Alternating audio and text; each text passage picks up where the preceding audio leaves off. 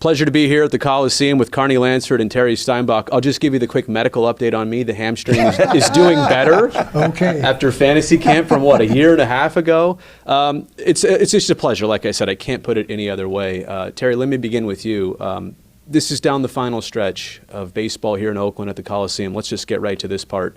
How do you feel walking in here today, looking at this, knowing you won't see it probably ever again? It's very emotional. I mean, you walk in here and you just never think that the career you had here, you play here, the Oakland A's, the Oakland Coliseum, the history, you just assume that it's always going to be here. Right. I mean, I'm thinking generations down the road are going to hopefully do what Carney and what the Joe Rudys and that group got to do as well. And then reality sets in as they come into the F lot and you get picked up and go, man, this is it. Yeah. This is my last day here too that I'm planning on. I've already had the meltdown. And Carney, you're from here too. And like somebody like Terry gets it because he played here, spent a lot of your most important years of life here. But like you probably see this different than any other alumni visiting. Probably, Brody, because I was born in San Jose, raised in Santa Clara. I was in high school when the A's were winning back-to-back world championships. So I sat in the left field bleachers many a day watching them play. So then for me to get the opportunity to basically play in my hometown and do what we accomplished in the late 80s, early 90s, to bring that pride back to the Bay Area and the Oakland fans, that was a huge part of when I first got traded here. That's what I really wanted to do. Yeah. Because I idolized those guys growing up in the early 70s. And then I knew how important it was for the Bay Area to get that winning thing back. So it was great. It was, actually, Brody, the last time we were here was for Steiny's Hall of Fame induction. Yep. And when we left, my wife and I said, that's probably the last time we'll step foot in the Coliseum ever. Wow. And so to be invited back one last time was really special. When you look at this building, Terry, and foundationally, a lot of it is the same. Obviously, we're here in Mount Davis, which was not here when you were playing. When you walk in, does it still give you all the same sensations and sights and smells and feels, or does it feel like somewhere totally different? I realize the seats were orange when you were playing here. It's it. I mean, this is it. This is where we won. This is where we filled the place. This is where we had the rockin' fans. And I'm going to add on to a little bit what Carney said, about the great fans here. We play here, and I thought our fans were great. Yeah. They were. Then I finished my career in Minnesota. We come back, I come back as a Minnesota Twin, and I'm talking to my teammates like, your fans are the worst. I go, what do you mean? Our fans are great out here. Well, then I had a different uniform right, on, of course. and you walk around. Of course. Yeah, we did have some hardcore fans, but when we were playing here and we were winning, they were awesome. And it was fun to see this place filled and rocking and yelling and screaming. And yes, when I step out there, those are the memories, those are the feelings that jump on me when I step out there. Carney, I've gotten to know Wally Haas just a little bit, and obviously that's the ownership of when you guys played on the team. I'm just curious what that ownership group meant to that team on the field. And there should be some disconnect. Owners don't necessarily need to know the players, but I feel like players always had a respect for who was in charge. Well, first off, Mr. Haas was like the most gentle, kind man I think I've ever met in my life. He was just so good to us as players. Treated us basically like kings. Yeah. And then when Wally took over, they're from the Bay Area. I think Wally went to Cal Berkeley. Mm-hmm. And so, his thing is they wanted to bring that winning pride back as well. And he worked extremely hard at doing that, and they did a great job of putting together the team that they did. Because when I first got here in '83, we weren't very good. We weren't great.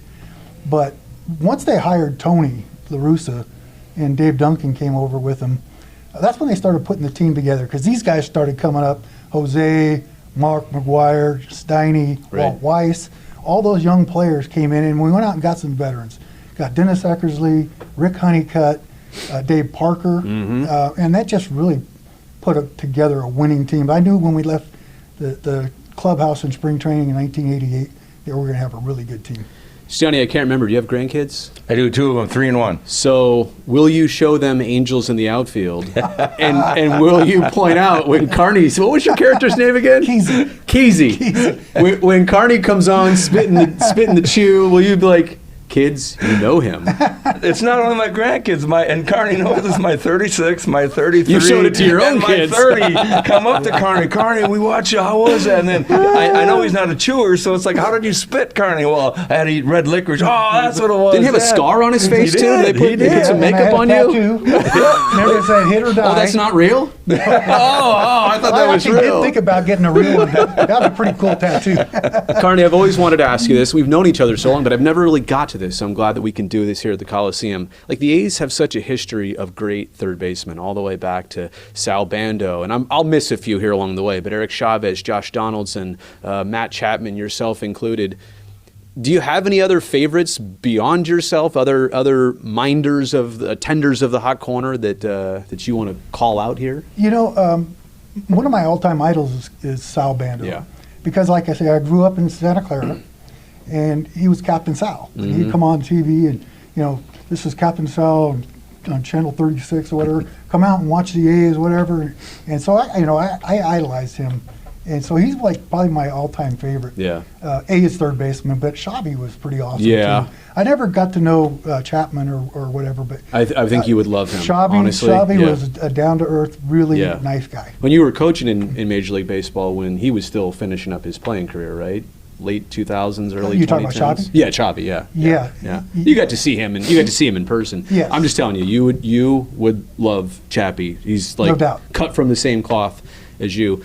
Steiny, when we talk about a catching role on this A's team and so many great pitchers you got to work with, you kind of know probably where I want to go with this. I want you to say something spicy about Stu. But beyond Stu, is there anybody else that maybe you could give me just a little bit on, that somebody you enjoyed working with, whether it was a reliever or starter from back then? I mean, I was fortunate because being a young catcher, we had a veteran staff. They helped me learn how to call games. They helped me do the mental part behind the plate along with Dave Duncan. Yeah, right. So, I mean, my funniest Stu story is, as a catcher, Tony was always big on pace of the game. He doesn't want his pitchers wiping, right? And so, you want to be on the same page. So I'm out there, and Stu and I are having a good game going. The pace is going good. Everything's fine. And all of a sudden, and Stu just always added. So I put down fastball. Stu goes 2, 3, 4, 1, and throws the exact same pitch I call. So I go to the dog and go, Stu, what the hell's that all about? Well, Steiny, I just didn't want you to think that you knew what you were doing back there, so I had to go ahead and do that. So he was great. Eck is Eck. I mean, it was a pleasure to catch him. I mean, you tell people, I think that one year he walked 2 guys. Yeah. I mean, his ability to hit the glove and the how he freaked hitters out, out there, and we faced good teams, good players, Boston, and you go to the Twins with Puckett and that whole group, and man, when that came in, they did not want that. But a true professional, and no one hated to not do well more than Dennis did. I mean, if he ever gave it up, which wasn't many, but he's human, he did. Sure. He was in that locker room mad, and he couldn't wait. These guys, give me a save opportunity the next day because I want to get this one off my back. Absolutely. Well, now I know what to do to Stu, and I work with him these final couple days. Wipe him off, So man. he's been Wipe a pain him in the off. ass since back in the day. I get it. Stu, after every game he pitched, he had to have a new jersey because he wiped so many times. There were little holes in his jersey. But to be clear, as much as I do want to drag him a little bit, you guys used to get together after games. Sometimes he told me you would stay in the clubhouse after games drinking Coors Lights or whatever, and that was a bonding moment. I've got to see that in fantasy camp, that thing still exists. What was that like to be part of that circle? It was great. For Terry and I, when we were on the road, we were tight. Yeah. So we'd go to the bar after a game or whatever and sit and have a couple beers or more. And just actually what we do a lot of times is just talk about, our game. Yeah.